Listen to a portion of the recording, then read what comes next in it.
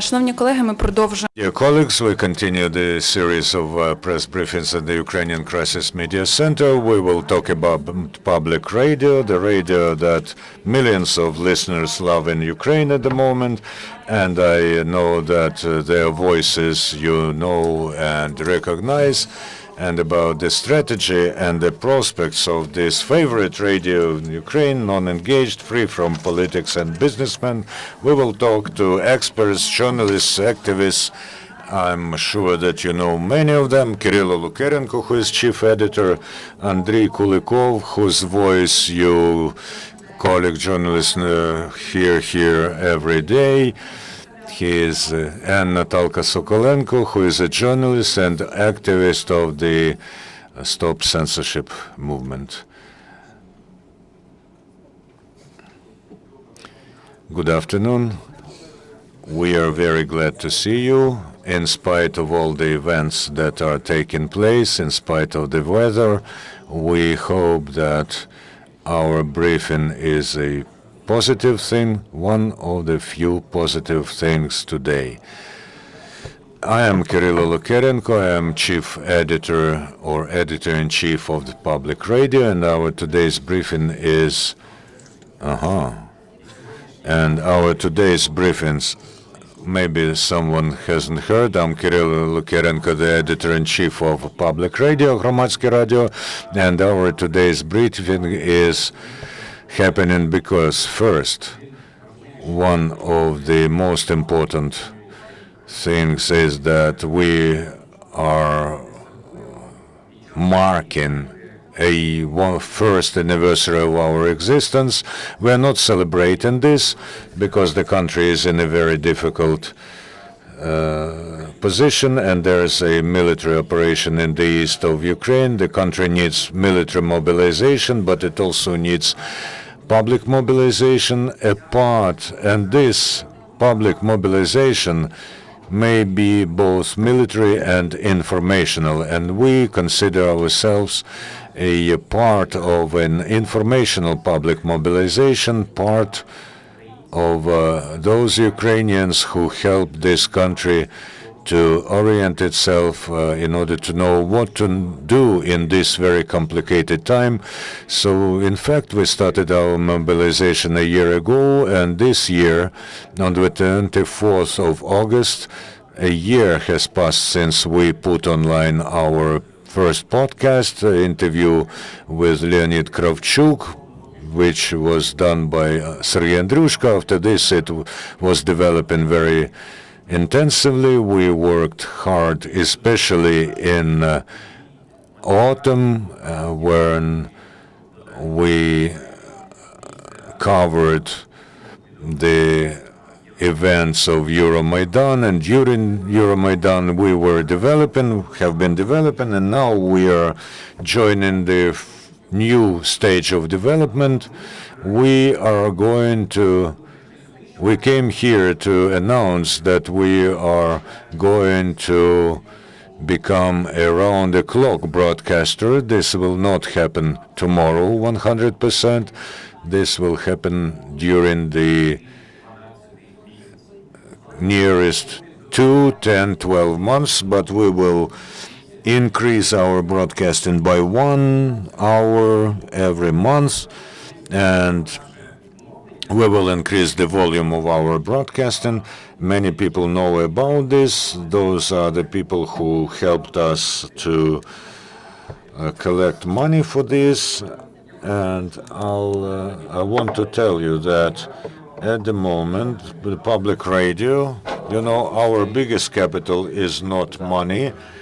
Our biggest capital is people. Some of them are here. Natalya Sokolenko, who is deputy editor-in-chief, and you can see my colleagues in the first row, Irina Slavinska and Alexander Buzuk, Larisa Mudrak, Irina Slavinska, but of course Andriy Kulikov is in the interpreter's booth. He will join us shortly. And there's Sergei Andrushko, Irina Solomko, Oleg Shenkarenko, Maxim Butkevich, Ilona Dovgin, Dmitro Tuzov, Vitaly Kovach, Irina Sidova, Alexander Mikhilson, Anastasia Bogalika, To put it short, we became much more numerous because last year, a year ago, there were 7 or 8 of us and we didn't have money at all. We have a lot of broadcasting now, but still don't have money. The public radio can say that we have several important successes apart from the fact that we have published something like 2,300 podcasts. Those are especially made podcasts, and those are also recordings of our live broadcasts that we have on. Well, we started our real radio activity with the help of Radio Europa Plus in Kiev during Euromaidan. They have called us and asked, do you want to be on air? And in 2 hours we were on air.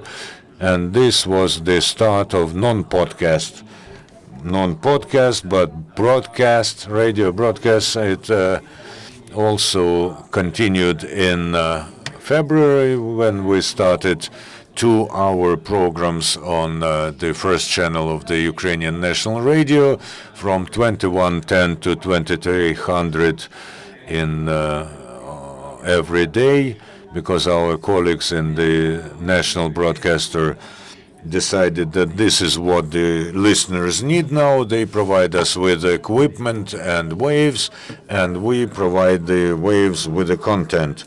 This is all history, of course, and here's the news which I would like you to hear. We want to expand. We are growing, and we are being heard in the regions. We are providing our podcasts to regional, state TV and radio companies, and you can listen in the regions. I have the list of them.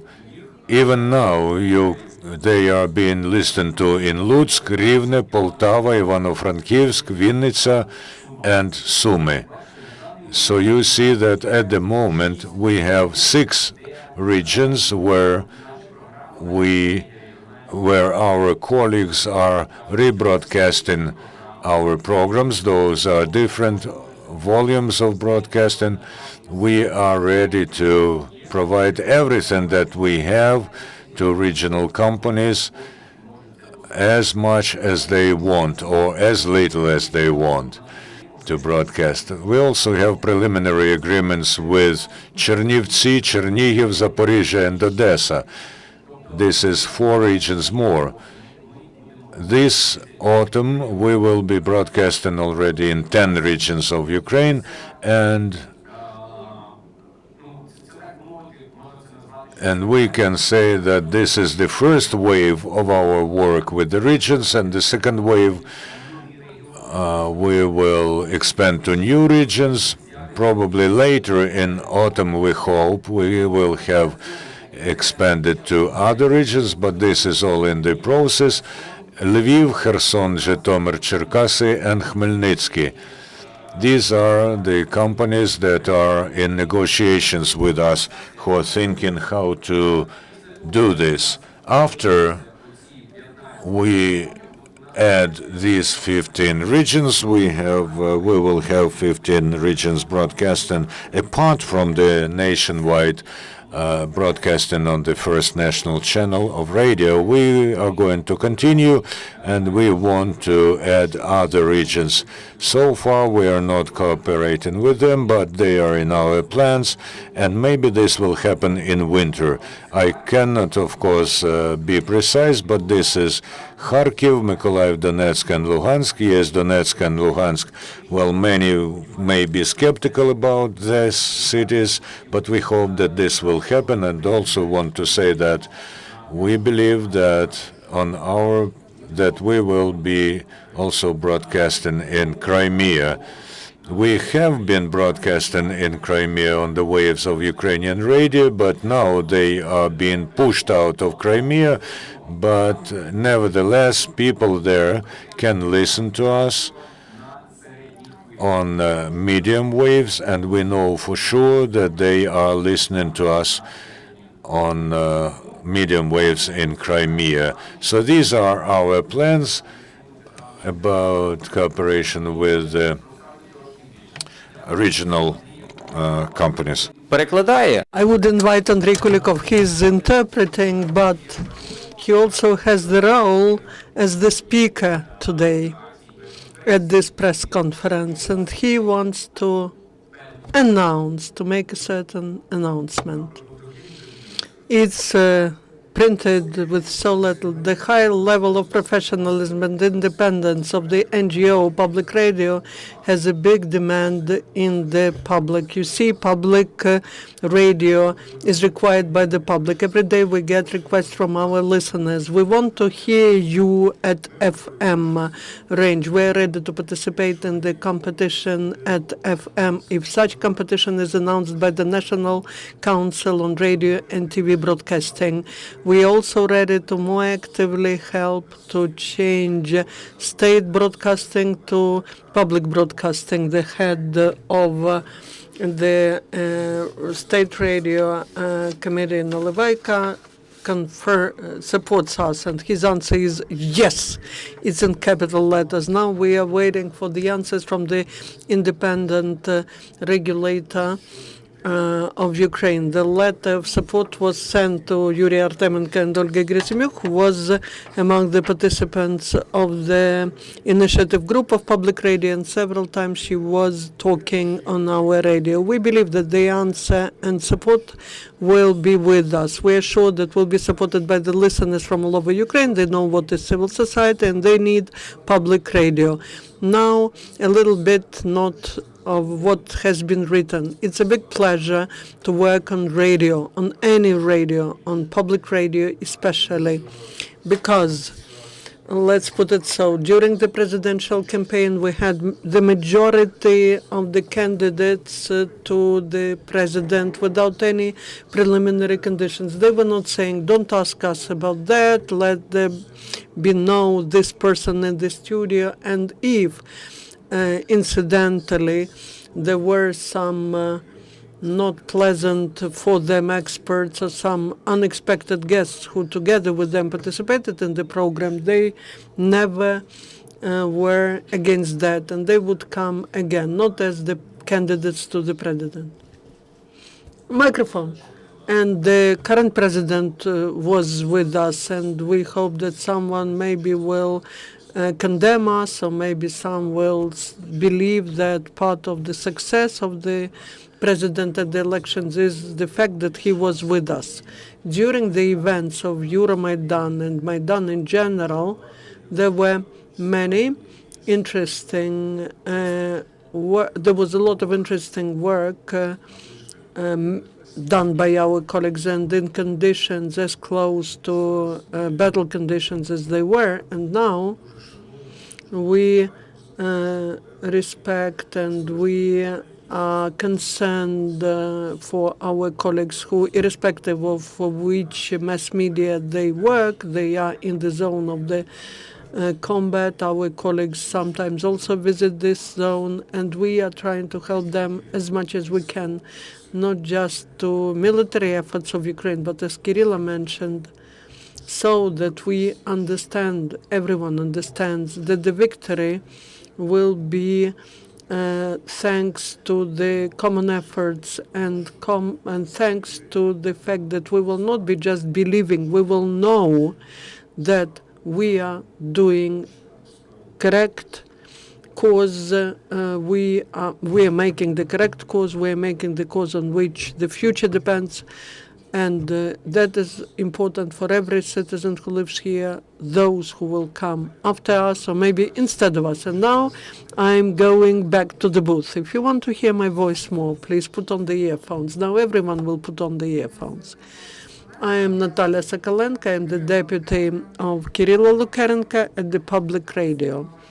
We are talking about public radio. I would like to talk more about Crimea and Donbass. Now we have two sections every day which are called Crimea and Donbass, and we are every day giving podcasts with interviews and comments of people who are in the zone of military actions in the liberated territories. We communicate within these two podcasts with the journalists who also broadcast together with our colleagues these events. And our hope is to go more to Donbass and to Crimea, and our idea is to organize the special broadcasting because the situation is so special there. I have just returned from Slavyansk.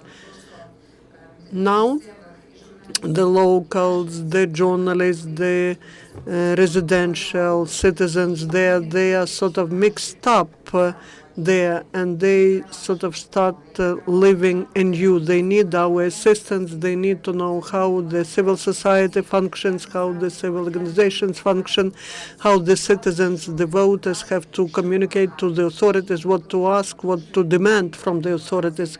And they need information that would be supplied according to journalist standards with additional specific feature that no one could be offended there. People were there because even of us, of the journalists, they were in a special world. They were like in the cage. They don't know many things. If you talk to them very openly, this probably will not give success. But that is why we want to organize this special broadcasting at FM range in Donbass and also Crimea. And here, as an example, we'll take, as it has been mentioned before, as it was called before, the voices of enemies, but in fact these were the voices of the truth. These were the Voice of America, the Radio Liberty. If we cannot go directly to Crimea, but we need to inform our compatriots who are under occupation about what's happening in Ukraine and what's happening for liberation of Crimea. And here I would like to argue with the editor-in-chief. He said that we don't have money, just like we haven't had them, but that's some exaggeration. We do have money, we get. And thank you very, very much for this and our respect, because you understand and realize your civic duty. If we want real freedom of speech, we have to pay for public media and in particular public radio. When we started, Irina Slavinska was the manager of our crowdfunding Spilna Kosht project, and we wanted to collect 60,000 within 60 days. We collected more than 80,000.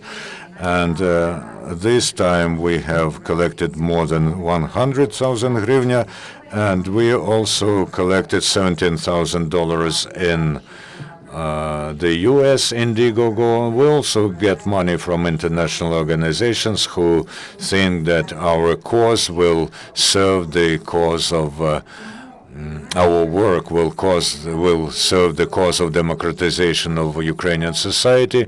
In Slavyansk and in another small town, Svetohirsk, there's a lot of displaced persons, and the most impressive, I was most impressed with a talk to a lady who fled from Yanaki. She told me why she was indignated by Maidan, by Russian tricolors, why they were thinking that they were going to vote for federalization, but she says how, for instance, Novorossiya can join Ukraine, but Democratic Donetsk People's Republic can. When I started to talk to her about what Maidan was for, about the public radio, public television, she was very much impressed, and she asked when this is going to happen in our land, because they are now also thinking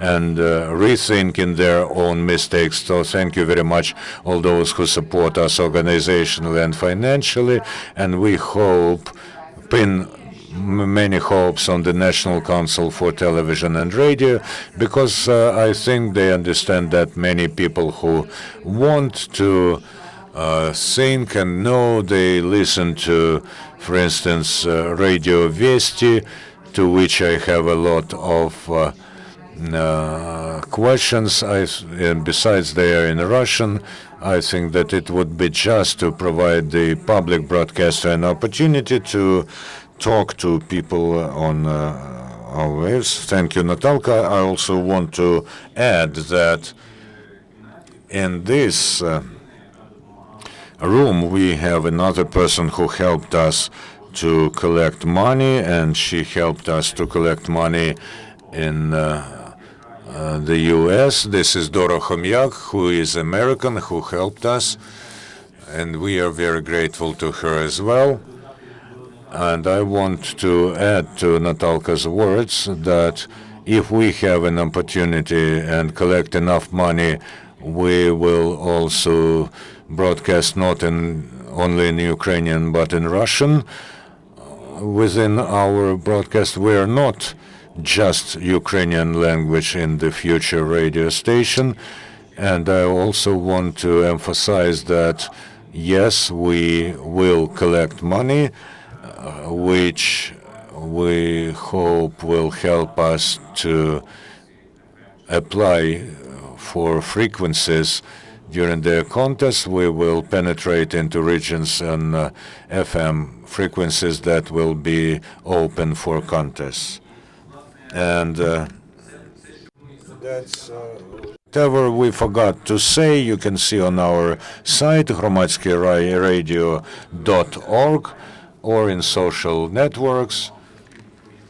We can answer personally your questions. There are all the contacts. If you have questions, please ask them. If not, then write, come visit. Any questions? Microphone.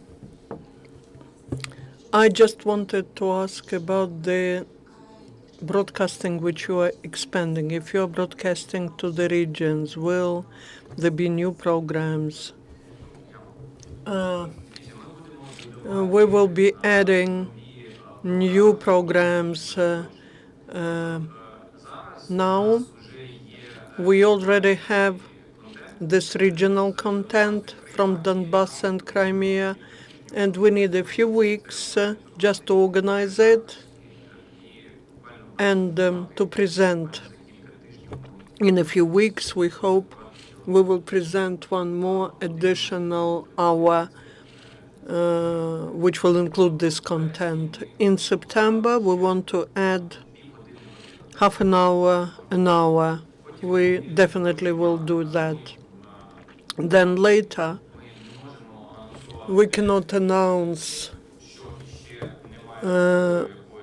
anything that doesn't have any ground, but the strategic direction is we'll be raising money for news service, regional network. The regional network we are already creating. We do have people who from time to time over the telephone cooperate with us, so they just send their materials to us from Crimea and Donbass as well.